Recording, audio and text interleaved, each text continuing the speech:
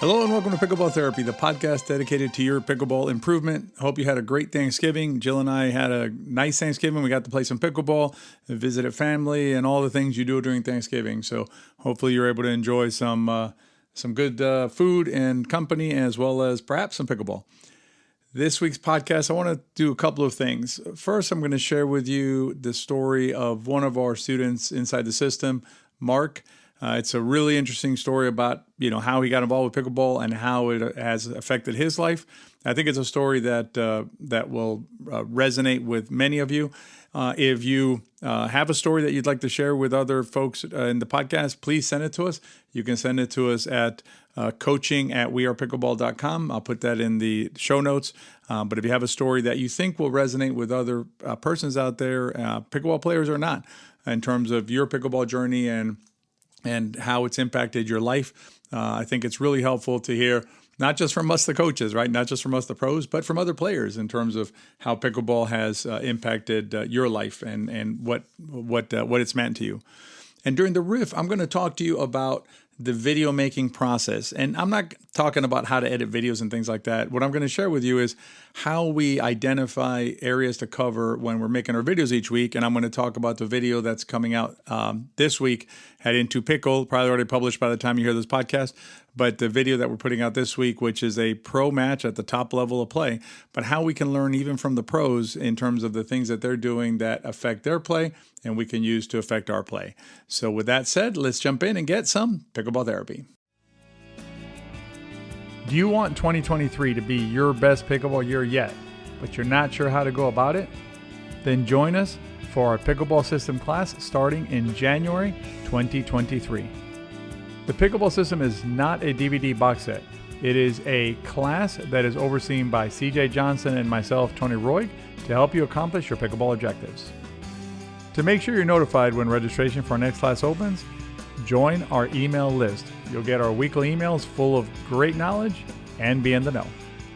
Hope to see you in class.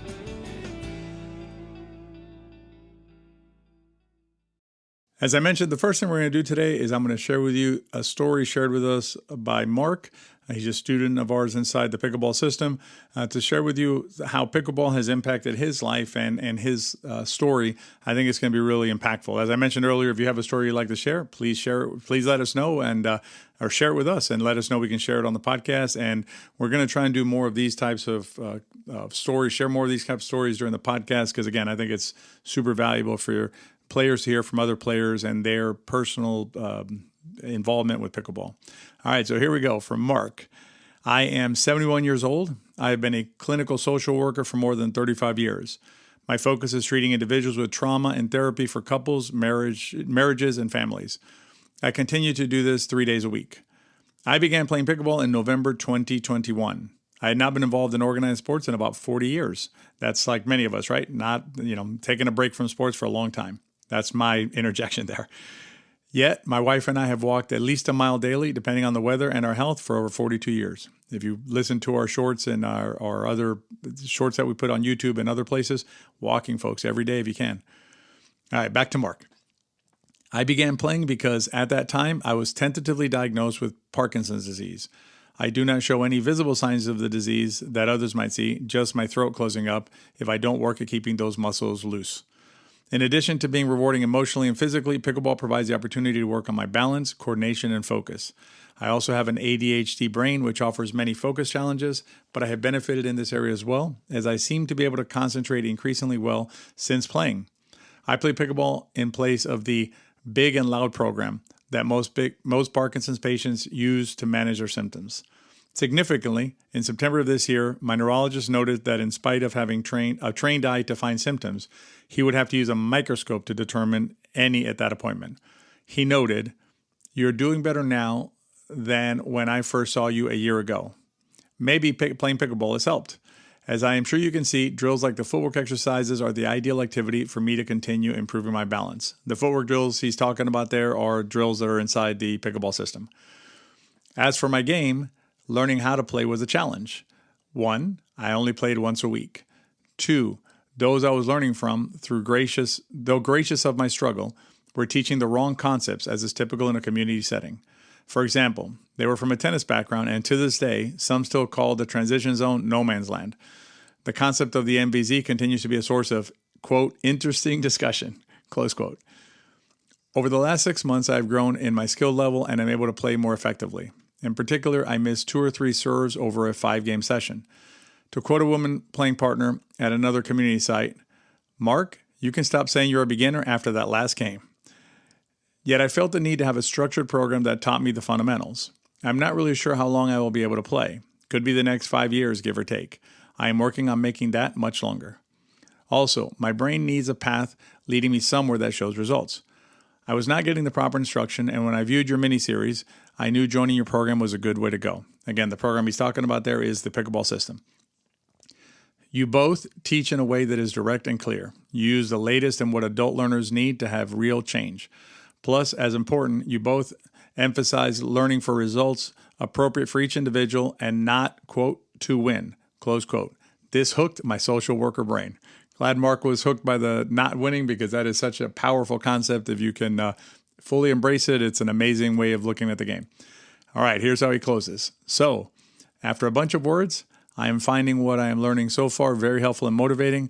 I actually am beginning to know what and why I'm doing on the court. I'm not discouraged because I had an off night and did not win. I'm winning at my game as outlined above, and that is hugely rewarding. Mark. So hopefully those words, that story resonates with you, right? Whether it's the detail about, improved health, right? Body and mind from playing pickleball, but also this feeling of how the game changes for you when you start seeing the game differently, when you start knowing, as he said, the what and the why of what he's doing out on the pickleball court. These kind of podcasts that we do, that CJ and I do, the YouTube videos that we do, the pickleball system that we've developed, the academy that we have, all of those things are all designed with this idea in mind, right? Is to help players like Mark and like you, see the game, know more about the game than you know now. We talk about being in the knowledge transfer business, if you will, right? Our job is to transfer knowledge. We have the knowledge, right? And what we want to do is communicate that, or transfer that, I should say, to you. Communicating is part of it, but it's more than that. We want to transfer it. We want you to have the same knowledge in your mind that we have in our mind. And that is what keeps us going and keeps us, keeps us going after all these years of doing videos and things like that. Keeps us coming back to the computer and preparing videos. Speaking of which, I'm working on a video today that'll be published later today. Today's Tuesday, and I thought it'd be a good time to share with you some thoughts about, not about the video making process, like the technical aspects of it, but more like how it helps us see the game when we're watching pickleball, how we see it. So hopefully help you see the game the same way. If you want to listen to some of that, stay tuned for the riff. It used to be that each week brought a new pickleball video. Nowadays, each week brings a new pickleball video content creator. It may be hard sometimes to know who you should trust when you turn on YouTube. Well, you can always trust me and CJ Johnson. Our channels Into Pickle and Better Pickleball bring you the best information to help you become the best pickleball player you can be. Check them out on YouTube. All right, so let me tell you how I came across the idea of the video for this week on the Into Pickle channel. And if you're not subscribed yet to the Into Pickle channel on YouTube, highly recommend you go over there and check that out. Also, check out the Better Pickleball channel on YouTube. They each have different sort of content, but between the two of them, they offer a pretty well-rounded series of content that'll help you if you want to learn more about the game. If you're inside the system, I'm going to warn you, as we warn you inside the system, try and avoid the YouTube videos, except for the ones that are like the one this week is fine to watch on Into Pickle, because it's more like seeing the game. It's like a side study, if you will, as opposed to like a video that's trying to show you a new technique or a new thing that you need to do that's outside of the system. If you're inside the system, stick with the program. Try and watch videos that only to the extent that they are helping you broaden your view of the game generally, as opposed to a specific thing you're working on. All right, so what happened was I was watching. I'm fascinated by the Ben and Colin Johns versus Matt Wright and Riley Newman rivalry that they have going on. They seem to make it to the finals of most PPA tournaments as the 1 and 2 seeds. Most tournaments, they make it to the end and they play these epic matches.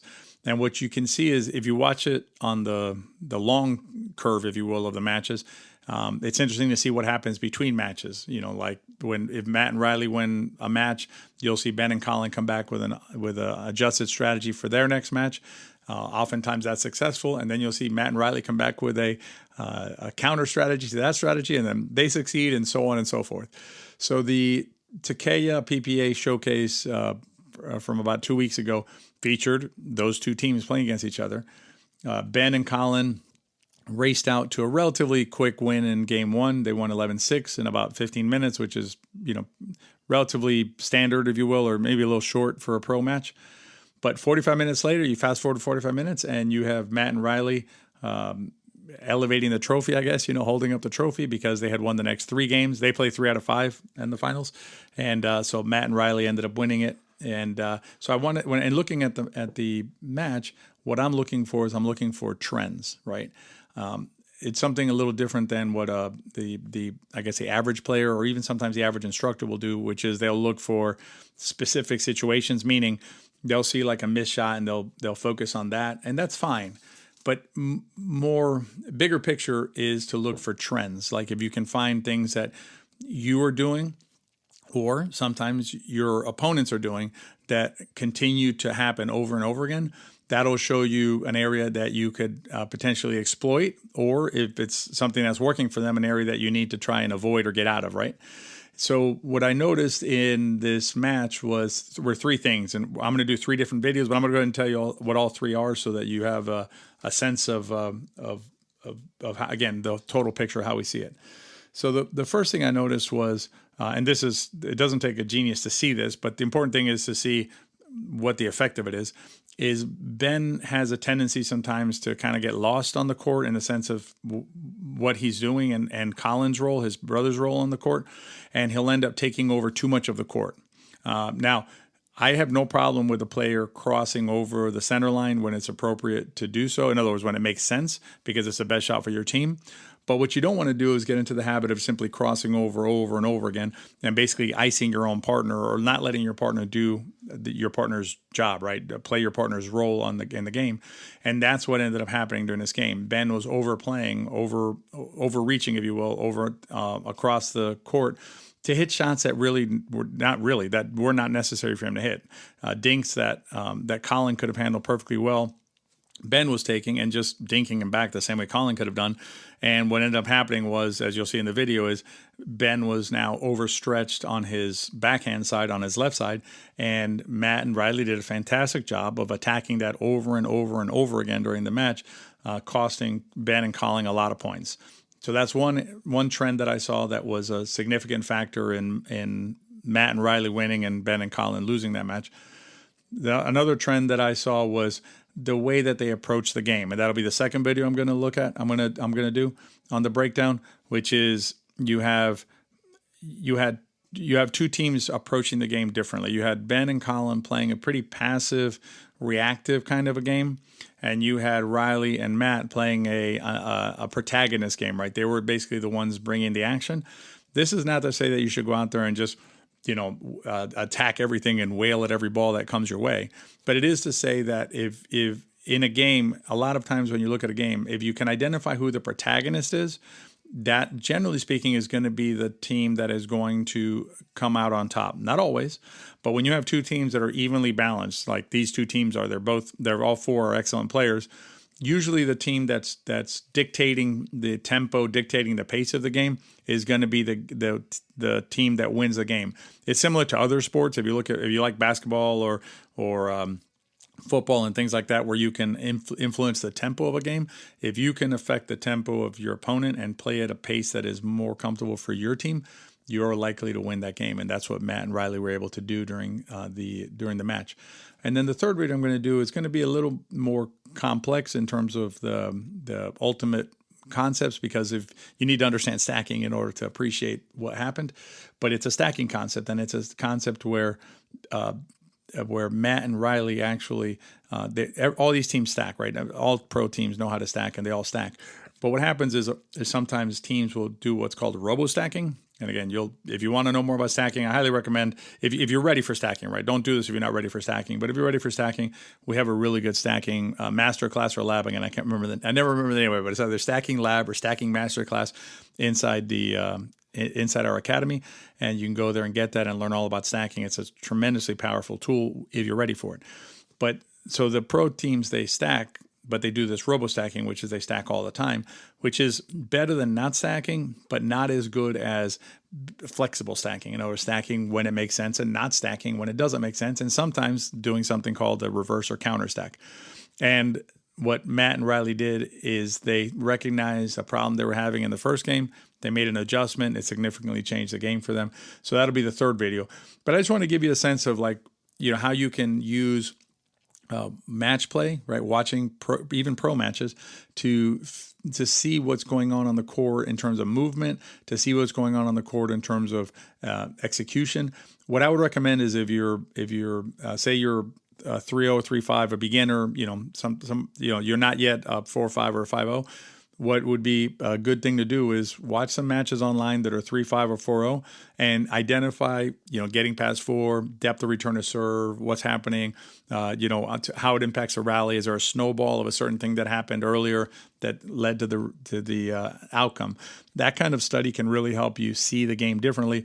And as I mentioned earlier, and as Mark talked about during the beginning of the podcast, if you want to join our pickleball system, you'll have the tools you need to be able to do that. And inside the pickleball system, we have several in-depth game breakdowns that will help you process that information and learn. And we also have some exercises for you to do so that you can learn how to better see the game and learn from it. So you can check that out. I'll put a link in the show notes. It's at the wearepickleball.com.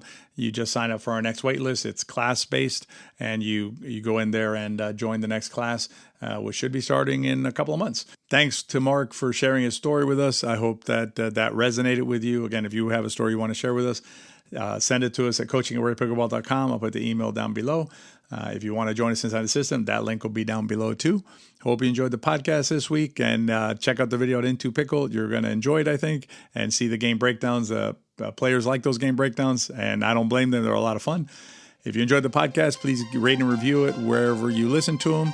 And if you enjoyed the podcast, also share it with your friends. Remember, if you liked it, they probably will too.